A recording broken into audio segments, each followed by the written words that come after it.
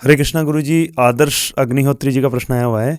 हरे कृष्णा प्रभु जी, मेरा एक प्रश्न है कि भगवान तो भक्ति और धर्म का ज्ञान देने के लिए ही अवतरित होते हैं, तो फिर उन्होंने फल वाली टोकरी को सोने से क्यों भर दिया, क्योंकि वह तो एक भौतिक वस्तु है। आदर्श अग्निहोत्री। भगवान कृष्ण ने कह दिया कि जब वो भक्ति देते हैं, धर्म देते हैं, तो साथ में ये भी तो कहते हैं इसका प्रचार करो। तो माता जी जिनका भरा धन से जो भर दिया सारा का सारा, तो वो उनकी सेवा में तो लगाएंगी, उनके लिए और फल लेके आएंगी। तो मैं कैसे पता कि उन्होंने अपने लिए इस्तेमाल कर लिए? वो भक्त तो अपने बारे में सोचता ही नहीं है। आज मेरे को दो ना, हजारों करोड़ रुपया दो, मैं अपनी सेवा में थोड़ी लगाऊंगा उसको, अपनी इंद्रियों के सुख के लिए लगाऊंगा, नहीं, भगवान कृष्ण की सेवा में लगा दूंगा। तो इसलिए भगवान देते हैं, परंतु जानते हैं कि भक्त इससे क्या होगा। बच्चे को आप ब्लेड नहीं देते, क्योंकि जानते हो खुद को भी काटेगा और दूसरों को भी काट देगा। परंतु जब वो बड़ा हो जाता है तो खुद पिताजी उनको ब्लेड देते हैं कि बेटा दाढ़ी बना, क्या कर, दाढ़ी बना। अब बोलो क्यों ब्लेड दिया, ब्लेड क्यों दिया, काटता है तो बच्चे के लिए वो। तो जब भगवान भक्त को देते हैं ऐश्वर्य, तो भक्त क्या करता है? प्रहलाद महाराज को ऐश्वर्य नहीं दिया, विभीषण को ऐश्वर्य नहीं दिया, नहीं दिया, ध्रुव महाराज को ऐश्वर्य दिया, परंतु सारे ऐश्वर्य को उन्होंने क्या किया? भगवान कृष्ण की सेवा में लगाया। अम्बरीश महाराज के पास ऐश्वर्य नहीं था, परंतु किसकी सेवा में लगाया? भगवान Krishna.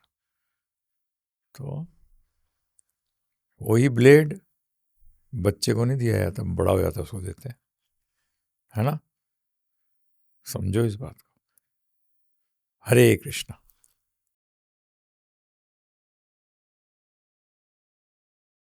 I think the scriptures are very clear that whatever what thoughts you have in your mind at the time of leaving your body, then these things support. Then they become supportive. If you don't have, you have to go to the hospital and still you don't want to go to the hospital. So that want is the most important thing. That will make you do something.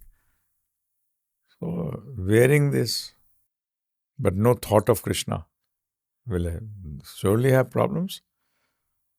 But for a devotee, wearing this will enhance his going back home, back to Godhead. So, but we pray that by wearing Tulsi Mala, may that soul get a chance, another human form of life, and practice devotional service. We request the Lord for every jiva who leaves the body. He may be a devotee, non-devotee. But in reality, everyone is a devotee. They are forgotten. So we think, but the actual fact is this, that Krishna says, Yam yam vapi smarana bhavam tajante antakalevaram. When you are leaving this body, what bhav you have and what karmas you have done, that will decide your next body. So you can understand. हरे कृष्णा। गुरु जी, एक और प्रश्न है इसमें, इसी से संबंधित। जैसे किसी की डेथ हो जाती है, तो जैसे हम प्रे करते हैं कि भाई वो जहाँ पर भी उनको चांस मिले, तो ऐसे भक्त प्रार्थना करते हैं, तो फिर उससे कुछ होता है? वो कृष्ण सोराट है। अच्छा, उन पर है, हमारा काम है, हमने कर दिया, बस वो देखेंगे अपने। फिर तो फंस गया, फिर तो फलों में फंस रहे हो। हाँ, बस हमने अपना काम कर दिया। तो ये बोलते हैं कि भगवान मुझको भी भक्ति दो और सबको भक्ति दो। मैं तो ये रोज बोलता हूँ जब मैं प्रार्थना करता हूँ भगवान के सामने, कि मुझे भी दो और सबको दो, कृपा करो, दया करो, दृष्टि करो, त्रुटियों को क्षमा करो। श्री राधा कृष्ण गौर निताई की अनन्य शुद्ध प्रेममयी भक्तिमयी सेवा प्रदान करो मुझे और सबको। तो ठीक है, हमने सबको दिए, लेते नहीं तो मैं क्या करूं? सही बात है। हाँ, तुम जबरदस्ती थोड़ी सोच सकते हो। हाँ, सही बात है। दूसरा व्यक्ति का जो फ्री विल है ना, ये उस तरीके से है। हम जब कुछ बोलते हैं तो एक समझ लो, पतला दुबला 6 महीने से खाया नहीं हुआ आदमी पहलवान से कह रहा है ये कर, पहलवान झापड़ मारता है उसको। तो इसी तरह से हम भी उसके सामने, उसके जो स्वतंत्रता के सामने हम भी ऐसे ही हैं। अच्छा, हाँ, हमारा कोई शक्ति नहीं है उसकी स्वतंत्रता के सामने। उसकी स्वतंत्रता हमारे से बहुत बलवान है। अच्छा, हाँ, हम तो सिर्फ इच्छा कर सकते हैं। क्या कर सकते हैं? अच्छा कर सकते इच्छा कर। क्या समझ में आया? हैं। हरे कृष्णा। सविता जी का प्रश्न आया हुआ है, guru ji Hare Krishna. How should I convince my parents for bhakti, क्योंकि मैं नॉनवेज नहीं खाती हूँ बट घर पे ऑनियन गार्लिक का फूड बनता है, तो अगर मैं भगवान के लिए कुछ करना भी चाहूँ तो घर वाले नहीं करने देंगे, एंड मैं कोई कम्पिटिटिव एग्ज़ाम के लिए प्रिपेयर कर रही हूँ और मुझे समझ में नहीं आ रहा अब मैं क्या करूँ। क्या कर सकते हो? हमने तो यही बोला है कि पेरेंट्स तुम्हें ब्लैकमेल करते हैं, तुम पेरेंट्स को ब्लैकमेल करो। बड़ा स्पष्ट बोलता हूँ मैं कहता हूँ, और तो कोई तरीका नहीं है ब्लैकमेल करने का तरीका कि मैं खाऊंगी नहीं कुछ भी।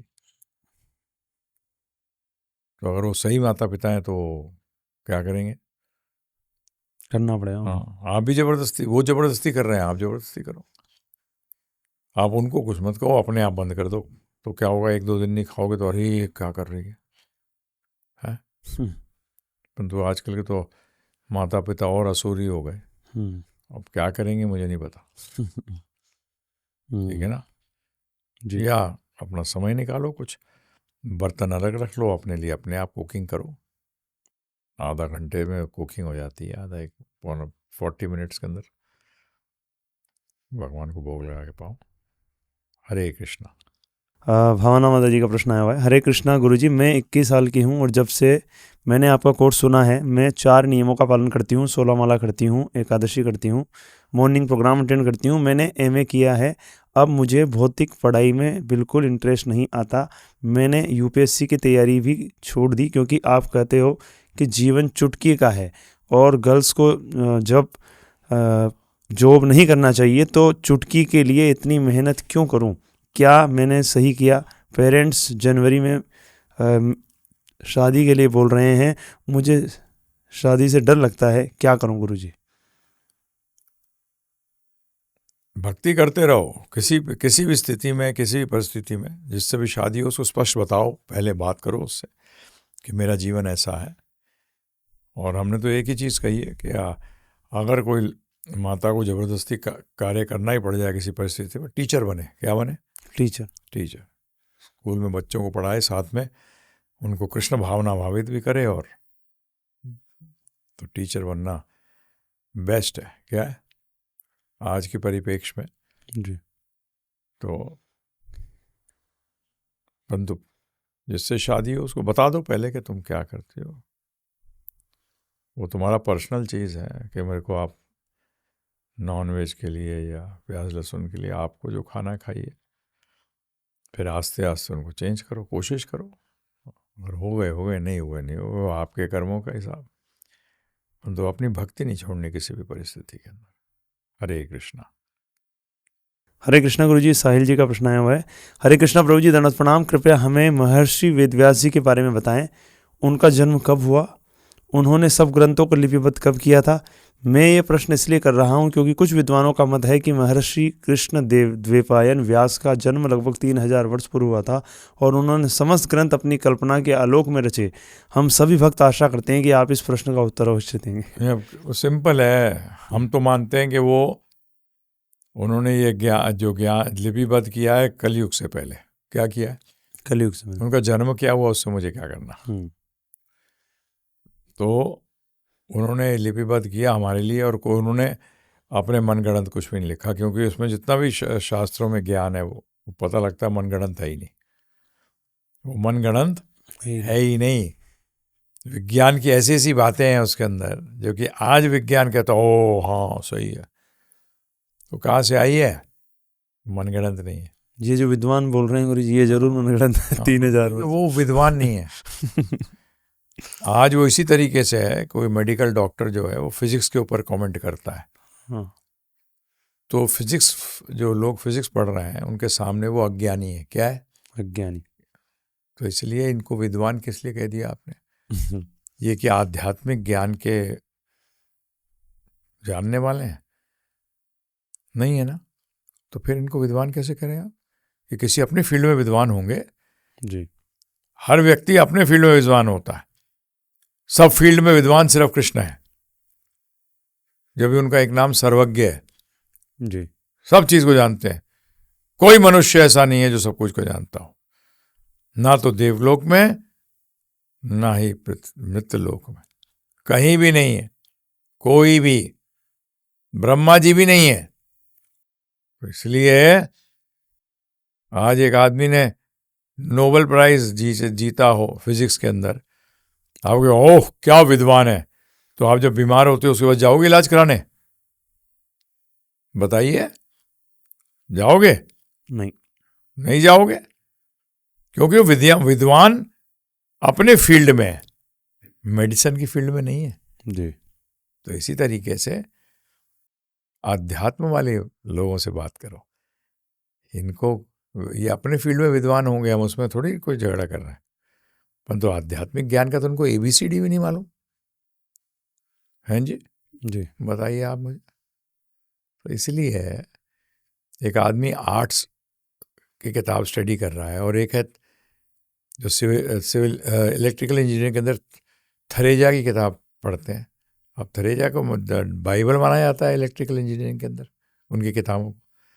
ये आर्ट्स करने वाला व्यक्ति क्या समझेगा उसको? जी चाहे उसने PhD कर ली हो तो थोड़ी समझेगा, नहीं समझेगा। तो इसलिए जब आप इन लोगों को विद्वान ना माने तो मैं आपसे अपने फील्ड में माने कि हाँ फिजिक्स में केमिस्ट्री में सब विद्वान होगा। आध्यात्म में तो हमारे आचार्यगण हैं, है ना जी, उनको मानो। धन्यवाद। हरे कृष्णा। गुरुजी इसमें ये जो इतिहासकार और ये जो होते हैं ना, ये जो सभ्यता को निकालते हैं, सभ्यता को देखते हैं, उसको क्या मानते हैं? वो भी ये सब ऐसी बातें करते हैं? नहीं, वो भी वो सोशियोलॉजी की बात कर रहे हैं, वो सभ्यता की बात कर रहे हैं, आध्यात्मिक विज्ञान की कहाँ बात कर रहे हैं? वो आध्यात्मिक विज्ञान के स्कॉलर तो नहीं है ना जी, आध्यात्मिक विज्ञान के पंडित तो नहीं है वो, बिल्कुल नहीं। तो फिर उनका हक ही नहीं बनता। अरे जिस विषय को आप जानते ही नहीं है, जिसके बारे में आपने कभी अध्ययन नहीं किया, उस विषय को मैं आपसे नहीं कर रहा एक्सेप्ट करो यार, एक्सेप्ट भी मत करो, रिजेक्ट भी मत करो, उसको समझो पहले उस विषय को, तब आप उस पर टिप्पणी करने लायक बनते हो। नहीं तो कोई भी टिप्पणी कर दे किसी पे भी, ऐसे आजकल नहीं करते लोग जी, उनको ABCD मालूम नहीं है चीजों की और टिप्पणी कर देते हैं, तो ऐसे लोगों को सुना नहीं जाता। जी। हरे कृष्णा।